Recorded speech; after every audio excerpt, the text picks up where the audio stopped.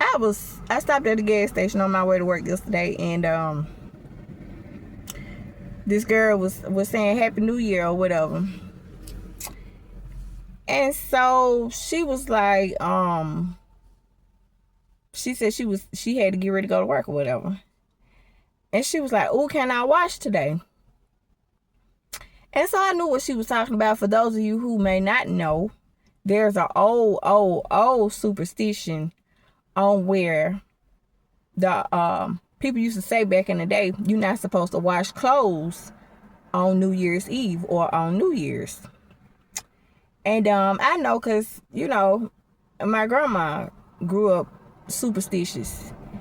And she would always tell us, these are three of the things that she would say that were very superstitious. And one of the things, in no particular order, one of the things she would say was, don't wash clothes on New Year's Day because you will wash someone out of the family. So what does that mean, wash somebody out of the family? Her rationale was, don't wash clothes on New Year's Day because if you do, then that means somebody in your family gonna die. That's what you gonna wash somebody out the family. That's what that means. So okay, I grew up in Christianity. All of my family were Christians. Okay, grew up in the church. Supposedly a God-fearing family, right? But my grandma, and not talking about it because the Bible say my people perish for a lack of knowledge. But superstitions were passed down from generation to generation.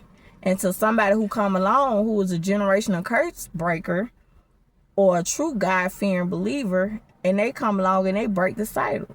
And they break the cycles. Which that would happen to be me. Now, I'm not down talking my grandma, don't get me wrong, but I'm just saying, looking back on it now that I'm walking with God, like for real, unlike most people, I understand now how silly and preposterous that sounds. It sounds ridiculous. Don't wash clothes on New Year's Day because you're going to wash somebody out the family. All right, that's one thing she would say.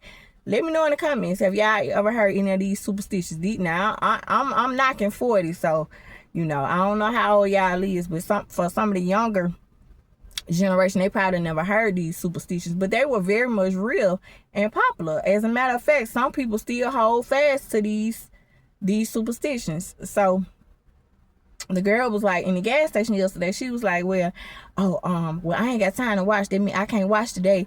I'll have to wash, she said, the day after New Year's or something like that. And I was like, so I didn't say nothing. The only thing I said, well, that's a superstition, right? And she said, yeah, well, I know, but I ain't say nothing else. I left it alone.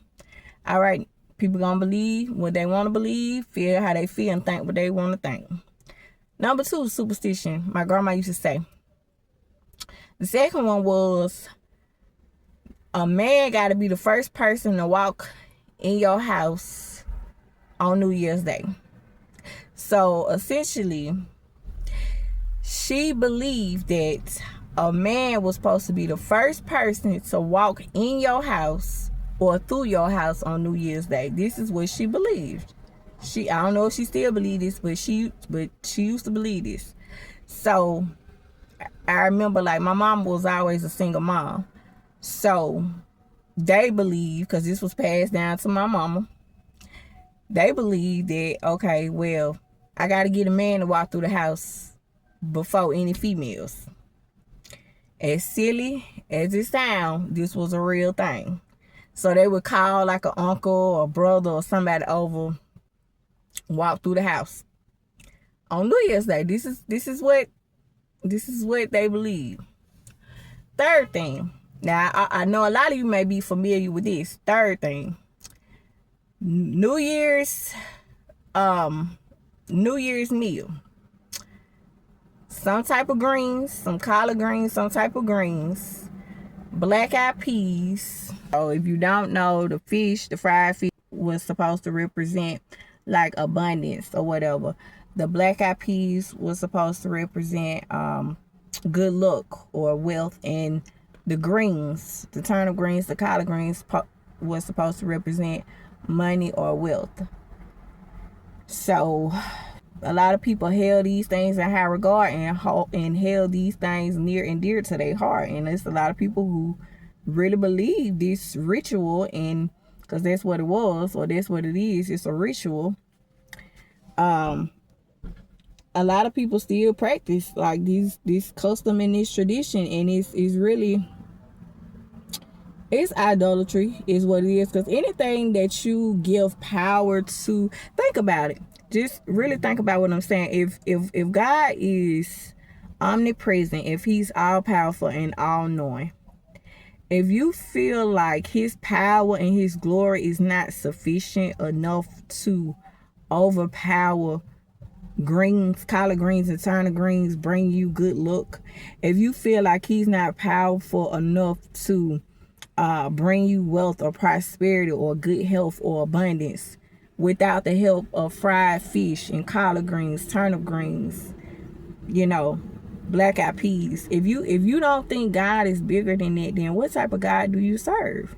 Like, I just really want you to understand what I'm saying. And if you are a believer, or if you're a Christian, or I just really want you to reflect on what I'm saying and actually think about if you still partake in this, if you still believe this, because you may still practice it. If you feel like God cannot protect you from not having a man be the first person to walk through your house on New Year's Day, if you feel like God cannot protect you against not washing clothes on New Year's Day so you don't wash somebody out the family, then what type of God do you serve? If we served a God like that, then he wouldn't be God. He wouldn't be all powerful. He wouldn't be all knowing. So we got to break some of these generational curses and strongholds that we've been accustomed to believing over the years. Like, it's not cool. Like, yeah, we got to repent for these things, these cycles, these generational curses that have been passed down from generation to generation.